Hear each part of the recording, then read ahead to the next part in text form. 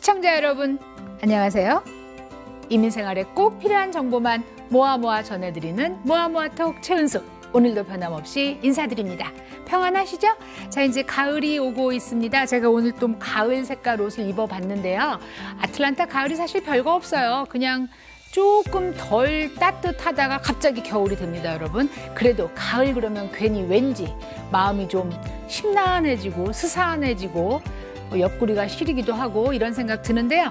자, 가을 뭐가 좋을까요? 여러분, 집값이 좀 떨어졌으면 하는 소망이 있지 않습니까? 그동안 집값이 계속 올랐어요. 오늘은 자, 김정수 융자의 김정수 대표님 모시고요. 이놈의 집값 어디까지 갈 것이냐 2탄 한번 시작해 보겠습니다. 안녕하세요. 네, 안녕하세요. 집값이 정말 끊임없이 오르고 조금 뭐 소강 상태가 됐다 하는데도 불구하고 아직도 집이 모자란다 한단 말이에요. 그동안 굉장히 바쁘셨겠어요? 네, 좀 많이 바빴습니다. 근데 이제 융자 하시는 분들 말씀으로는 건수도 많아졌지만 해야 되는 일도 많아졌다 그러더라고요. 네, 맞습니다. 물론 뭐 융자, 재융자, 뭐 그다음에 이제 폴처스 이런 융자가 이제 많이 들어오는데요. 더불어서 코로나 이후에 이제 팬데믹 이후에 이제 가이드라인들이 많이 이제 까다로워지다 보니까 한 파일을 우리가 이제 일을 하면서 보통 전에는 뭐 그냥 그래도 좀 쉽게 갈 수 있는 파일들이 이제 가이드라인이 이제 까다로워지다 보니까 이제 많은 서류들을 요구하게 되죠. 그래서 보통 한 파일당 뭐 2~3배 일 혹은 뭐 가끔 다른 분들은 뭐 5배까지도 해야 되는 그런 상황이라서 더 많이 바쁘고 그랬죠. 그럼 10가지 소리만 했었다면 옛날에 지금은 뭐 30가지 이상을 해도 그게 무리가 아니란 얘기네요. 네, 그렇게 하면서도 또 이제 중간에 진행하면서도 이제 자꾸 뭐 좀 더 이제 뭐 이걸 달라 저걸 달라 이제 이런 하는 경우가 많이 생기기 때문에 이제 우리가 이제 일을 하는 입장에서는 많이 힘들고 그리고 또 많은 일을 해야 되고 그랬었죠. 특별히 코로나 기간 동안에 이 융자 문제로 인해서 계약에 문제가 생긴 경우가 코로나 이전보다 더 많아졌나요? 전에보다는 그렇죠. 이제 그런 이제 융자 문제들이 이제 많이 생기죠. 왜냐하면 이제 우선은 이제 퀄리파잉 되는 그런 이제 자격들이 까다로워지다 보니까 아무래도 이제 융자를 이제 이렇게 이제 진행을 하다가 이제 안 되는 경우도 있고요. 이제 그런 상황이 이제 나오는 게 전에보다는 이제 많아졌죠. 그럼 집을 사는 사람 입장에서는 좋은 집을 찾은 거가 문제가 아니라 이제 어떻게 융자를 손쉽게 혹은 좀 수월하게 받을 수 있느냐가 문제가 되는데, 저희가 집을 살 때 이제 융자 회사를 선택을 하잖아요. 그 선택을 누가 하는 거예요? 선택은 오로지 바이어 분이 하실 수 있습니다. 저희가 이제 부동산은 선택을 한단 말이에요. 뭐 A, B, C, D 중에서 나는 D랑 할 거야 이렇게. 그런데 그렇게 하면서 융자는 어디랑 해주세요 하는 경우를 잘 못 본 것 같아요. 그냥 뭐 예를 들면 부동산에서 추천을 하시던가 하면 그냥 가는 것 같은데 저희가 어떻게 이분이 좋은 융자를 하신다, 잘 하신다를 알 수가 있을까요? 뭐 제일 중요한 거는요. 물론 이제 추천을 뭐 부동산 에이전트 분이나 이런 분 이제 추천을 물론 해주시는 사람도 있을 거 아니에요. 물론 뭐 그분들한테도 컨택을 뭐 해봐서 일단 본인의 상황 이런 것들을 좀 이제 뭐 상담을 하고, 그다음에 본인도 본인이 이제 판단을 해서 어떤 융자 회사를 한번 컨택을 해가지고 한번 상담을 받아보시면 상담을 하시면서 느끼시는 게 있을 거예요. 이분과 하면은 참 편안하게 뭐 안전하게 끝까지 할 수 있겠다. 그리고 이제 이 융자를 하면서 디테일한 설명들, 뭐 앞으로 나갈 비용들이라든가 뭐 이런 게 중요하잖아요. 그리고 이게 이제 처음부터 끝까지 융자를 이제 잘 끝낼 수 있는 그런 이제 과정을 잘 설명을 해서 이끌어 가줄 수 있는 그런 이제 이런 설명들을 듣고 해서 판단을 하셔가지고 그 융자 회사를 선택하는 건 오로지 이제 그 바이어들 선택이니까 그 누가 뭐 여기 어디가 뭐 해서 꼭 거기다 하세요 뭐 했다고 해서 하실 필요는 없습니다. 그런데 이제 가끔 요즘은 이제 워낙 셀러 마켓이다 보니까 이 빌더들이 융자를 정해주는 경우도 있단 말이에요. 그런 경우에 노 할 수 있나요? 난 딴 데다 할 거야 이렇게? 할 수 있습니다. 그거는 절대로 강제는 할 수는 없고요.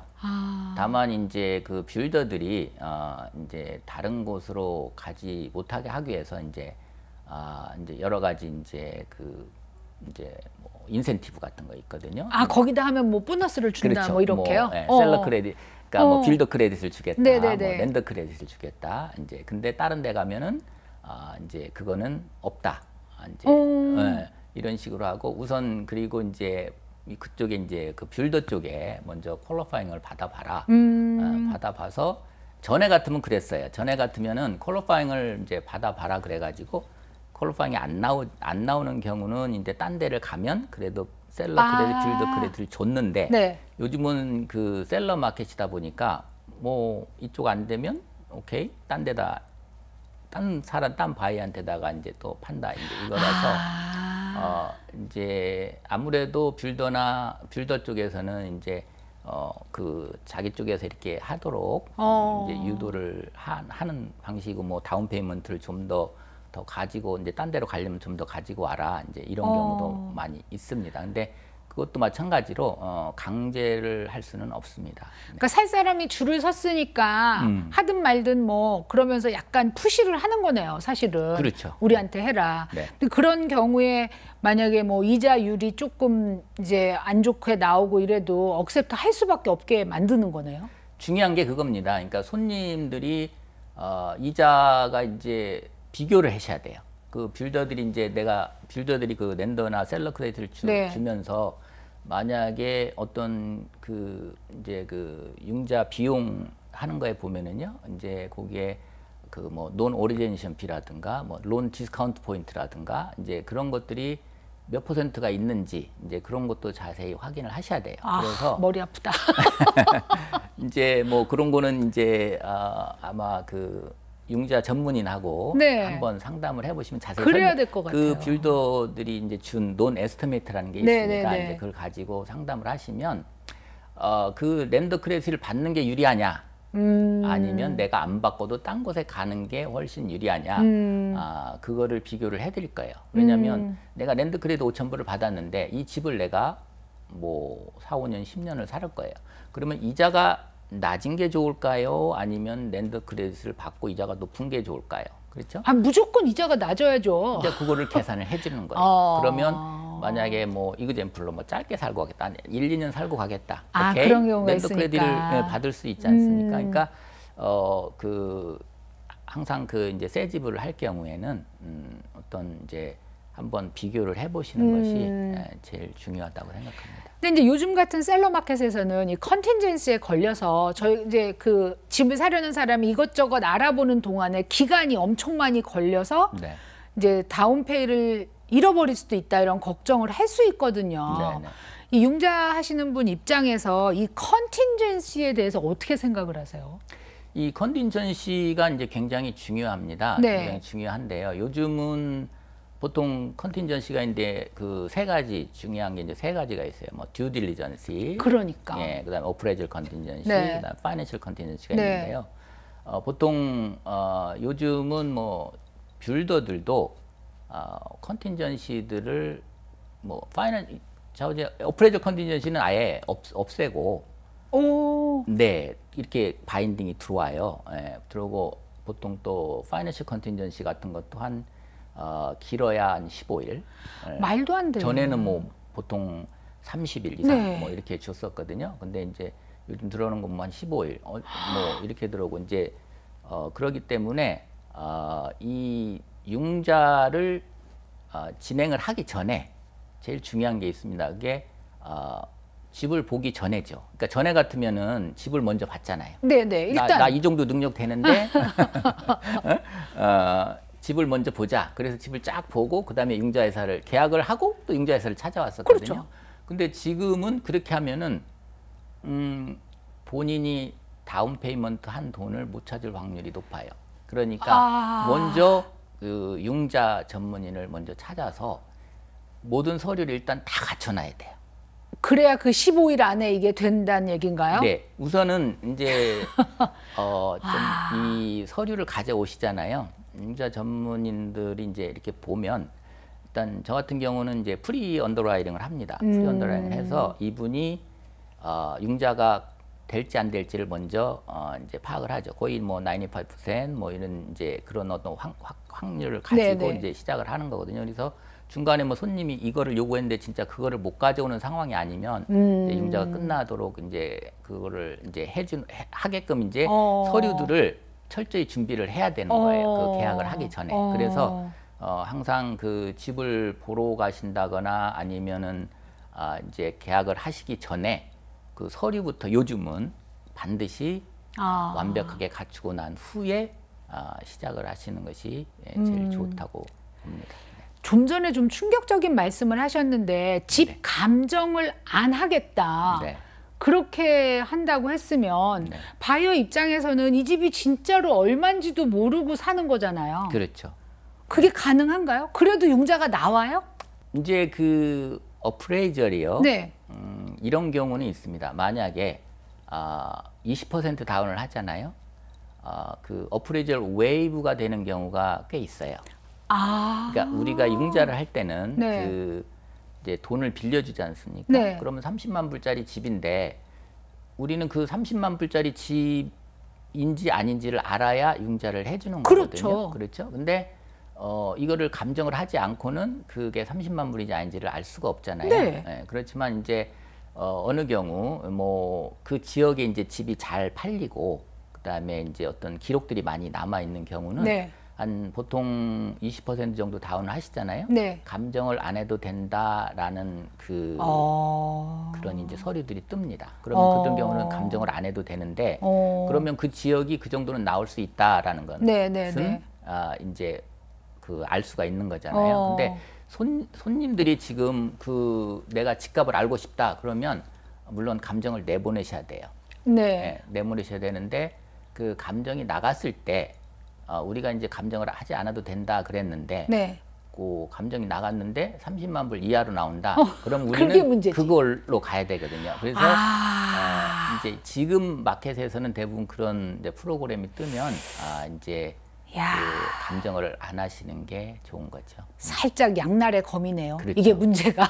근데 문제는 이제 뭐 3%, 5% 다운하는 경우는 네. 거의 감정을 요구를 합니다. 그때가 문제가 되죠.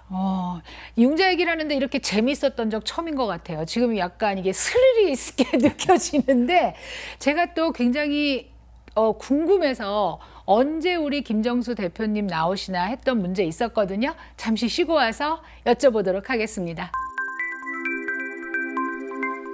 모아모아톡 오늘은 김정수 융자 대표 김정수 대표님과 함께하고 있습니다. 사실 집 사기가 힘든 상황에서 융자까지 힘들면 얼마나 괴롭겠어요, 우리가. 그러니까 이 융자 하시는 분을 굉장히 심사숙고해서 선택을 해야 되는데 일부에서 이건 전적으로 바이어의 권리다라고 얘기를 했습니다. 바이어의 권리를 어떻게 잘 행사할 수 있는지에 대해서 바이어들이 정말 생각해야 돼요. 뭐 저는 집을 안 살 겁니다. 당분간. 그러니까 할 말은 없지만 자, 요즘 굉장히 화두가 되고 있는 게 뭐가 있냐면요. 여러분, 집을 유예 기간이 끝나가고 있다. 이런 얘기를 해요. 그동안 이제 코로나 사태, 이 코비드 기간 동안에 정부에서 우리한테 돈도 주고 뭐 이제 뭐 PPP다, EIDL이다, 또 캐시로 뭐 600불, 1200불 엄청난 돈을 줬는데요. 그런 혜택 가운데 하나가 모기지를 갚을 수 없는 사람은 당분간은 갚지 말아라 했단 말이에요. 근데 이게 이제 금방 끝난대요. 아직도 코비드 기간인데 금방 끝난다고 합니다. 끝난다는 게 무슨 뜻인가요, 도대체? 예, 이제 끝난다는 것은 전에 그 많이들 들어보셨겠지만 뭐 포어베런스라고 해서 융자 유예 기간이 이제 그 페이먼트를 내기를 이제 힘드신 사람들을 위해서 그 페이먼트를 이제 유예를 해줬던 거거든요. 근데 그게 원래 3개월, 6개월, 그다음에 6개월 더 연장해서 1년까지 그렇죠. 이제 그게 가능했었어요. 네. 네. 근데 이제 우리가 코로나 한 지가 벌써 1년이 넘었잖아요. 이제 그래서 많은 분들이 그 유예 기간이 다가오는 거예요. 그러면 아직도 코로나 사태 중인데도. 예, 그렇죠. 그럼 정부는 경제가 이제 다시 제자리로 돌아갔다고 판단한다고 봐야 되네요. 지금 예상하는 거는 물론 저번에 그 테퍼링을 하겠다 네. 이런 말들이 나왔지만 이게 내년으로 이제 다시 네. 이제 하겠다고 하는데 이 우리가 이제 융자 뭐 프로그램 이런 거를 봐도 전에는 그 뭐 이제 융자 서류를 이제 간단하게 보고 하는 그런 프로그램들이 다 없어졌었어요. 근데 요즘 다시 나왔습니다. 그런 프로그램들이. 예, 그런 이제 뭐 은행 스테이트먼트를 보고 한다든가 네. 아니면 뭐 그 전화를 해서 뭐 그 직장에 전화를 해서 이분이 얼마 버시냐 해서 뭐 얼마 번다 해서 이제 뭐 그런 프로그램들이 나왔는데요. 그 뜻은 이제 뭐 이 또 다시 이제 몰기지 이런 그 경제가 좀 풀려서 페이먼트 이렇게 하고 하는 그 사람들이 이제 퀄리피케이션이 이제 좀 더 안정적이다고 이제 생각하고 경제가 좀 좋아질 것이라고 이제 생각하니까 네. 이제 그런 프로그램도 나오고 정부에서도 앞으로 이제 뭐 점차적으로 돈줄을 좀 조일 거예요. 이제 여지껏은 그 무한대로 돈을 풀어서 네, 몰기지를 해주면 그걸 다 사들였거든요. 근데 이제 앞으로는 그거를 점차 줄여 나갈 거거든요. 물론 테퍼링을 한다 그래서 이자가 뭐 확 변하거나 뭐 이러지는 그럼 않지만, 큰일 나죠. 네, 이러지는 않지만 그거를 함으로 해서 이게 이제 점진적으로 이자율은 올라갈 거예요. 경제가 그만큼 이제 문제는 뭐 지금 뭐 델타 바이러스 이런 게 이제 지금 또 문제가 네. 되고 있지 않습니까? 네. 뭐 근데 그렇다고 해서 이제 뭐 그거 해서 이제 우리는 또 정부에서는 또 그게 대책으로 뭐 부스트샷을 맞아요. 한다든가 네. 이렇게 네. 하고 있지 않습니까? 네. 그래서 이제 정부에서 보는 거는 앞으로 이 경제는 좀 더 뭐 안정적을 찾을 것이다 이렇게 생각을 하기 때문에요. 그럼 이제 그동안 모기지를 1년간 안 냈어요. 네. 저한테도 그런 레터가 날라왔었단 말이에요. 네. 그러면 어쩐지 내면 손해보는 것 같아서 네. 고민을 했단 말이에요. 네. 그럼 이제 아시는 분들 아니면은 그 이제 그동안 융자를 하셨던 분들 중에서 이 유예를 하신 분들이 꽤 되시나요? 네, 저 손님들 중에 네. 이제 그 이제 오시고 네. 말씀하시고 또 그런 분들이 그 유예를 받으신 분들이 많이 계세요. 뭐 저한테만 뭐 이제 전화 오시고 문의하시고 하시는 분들이 네. 있다는 것은 뭐 다른 거 많이 하셨다는 얘기겠죠. 네, 네. 네, 그런 분들이 이제 처음에 그 코로나가 시작되니까 뭐 이런 생각을 이제 경제가 불안하니까 내가 지금 뭐 좀 이 페이먼트라도 좀 세이브를 해서 혹시 은행에 돈을 좀 두는 게 세이브 낫지 해가지고 않나. 네. 해서 이제 이거를 좀 이제 나중에 어떤 상황이 오면은 그거를 좀 활용할 수도 있고 그러니까 우선은 이제 그거를 안 내도 되잖아요. 이제 그렇게 해서 시작하시는 분들도 있고 정말 어려워서 내가 페이먼트를 못 내니까 그 프로그램에 신청을 이제 했던 분들도 많이 있습니다. 근데 이제 지금 이제 그 유예 기간이 보통 3개월, 6개월, 1년에서 이제 마지막 이제 1년에서 이제 종료가 되는 상황인데 그 상황에 올 때 이제 이분들이 내가 이제 페이먼트를 시작을 해야 되는 거잖아요. 그렇죠. 안 냈던 것을 어떻게 해야 될지를 네. 이제 결정을 해야 되는 거거든요. 네. 그래서 이제 이 결정을 해야 되는 순간 이게 끝나기 전에 이제 본인들이 이걸 어떻게 해야 될지 이제 일단 계획을 지금을 가지셔야 돼요. 탕감은 안 될까요? 지금 현재로서는 탕감은 안 된다고 생각하시면 됩니다. 예, 왜냐하면은 뭐 그동안 정부 지원도 많았고요. 네, 네. 많이 있었잖아요. 뭐 스티뮬레이션도 많이 줬고 뭐 그랬기 때문에 이거는 진짜 전에 뭐 2008년도 그 몰기 사태 경험이 있었으니까 네. 그 사태를 막아보자 해서 이제 이 시도를 했을 수도 있습니다. 예, 그래서 이제 그 어떻게 보면 그 효과를 많이 봤을 수도 그렇죠. 있죠. 왜냐하면 유예를 해줬으니까 네네. 그 당시 페이먼트를 못 냈던 사람들이 집을 포크로즈를 안 하고 계속 지킬 수가 있었잖아요. 그리고 그 지킴으로 해서 또 집값도 상승을 했고요. 예, 그래서 이제 이런 이제 그런 이제 좋은 프로그램을 이제 끝마치는 이제 상황이 올 때 본인이 이제 어떻게 이거를 이제 프로그램을 바꿔가야 갈지 이제 그것도 이제 생각을 하셔야 되는 거예요. 예를 들어서 제가 한 달에 2,000불씩의 모기지를 내던 사람이 지난 1년간 유예를 했다. 그럼 24,000불이란 말이에요. 그렇죠. 그럼 그 24,000불을 한꺼번에 갚아야 되나요? 이게 옵션이 있습니다. 그래서 그러니까 몰기지 회사마다 네. 옵션이 있어서요. 일단 지금 전화를 하게 되면 이게 뭐 금방 전화를 받거나 뭐 이러지는 않아요. 뭐 또 기계가 맞나? 상담을 많이 하기 때문에 많이 홀드를 많이 하시는 경우도 많이 있어요. 네. 그래서 일단 하셔가지고 어떤 이쪽에서 이제 하는 프로그램이, 그러니까 각 융자 회사들마다 이제 각 다른 옵션을 줄 수가 있습니다. 그래서 그게 이제 뭐 여러 가지 이제 옵션이 있는데요. 한 번에 페이하든지, 아니면 월 페이먼트에서 조금씩 얹어서 더 하든지, 얹어서, 아니면은 뭐 이거를 뭐 언제 한 번씩 더 어디셔널로 더. 그럼 남은 기간을 1년 더 연장하든지 이런 식으로요? 뭐 그럴 수도 있습니다. 만약에 30년 융자였는데 네. 이거를 뭐 31년으로 늘린다든가.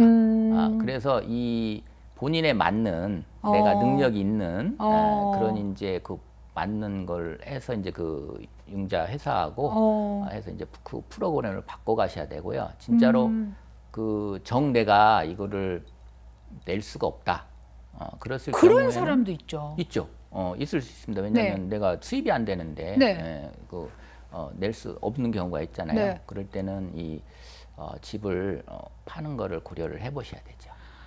아니 이제 왜 도와주려고 했잖아요. 정부에서. 그럼 끝까지 도와줘야지. 이제 집을 팔아라 그러면 어떡하란 말이에요. 물론 정부에서는 뭐 도와주려고 한 거는 이제 그렇잖아요. 뭐 페이먼트를 유예를 해줬으니까, 페이먼트 유예를 해줬으니까 그 기간 안에 다시 이제 뭐 우리도 예상을 하자. 뭐 경제가 좋아지면 다시 이제 고백 투어를 뭐 할 수도 있고 뭐 그러는데 뭐 항상 뭐 이런 상황에서도 이 인컴이라든가 이런 게 변함이 없이 잘 가지고 오는 사람들이 있을 수 있지만 또 그렇지 않은 분들이 있잖아요. 근데 지금 그런 상황이 아닐 경우는 내가 전에처럼 버틸 수가 없는 그런 상황이거든요. 아니 이제 옛날에 제가 아는 어떤 젊은 친구가 그때 2008년 막 2009년 서프라임 모기지 당시에 콘도를 샀는데 그 돈을 못 갚게 된 거예요. 그래서 백제라 했어요, 정말. 근데 은행에서 한 2년 정도를 그 집을 처리를 안 해서 그 친구가 거기 가서 자더라고요. 그리고 나중에 한 2년 정도 넘어가니까 정말 이제 포클로저를 하게 됐었는데 그 2년간 그 집이 자기 게 아닌데 그냥 살더란 말이에요. 그러니까 지금도 충분히 그럴 수 있지 않을까요?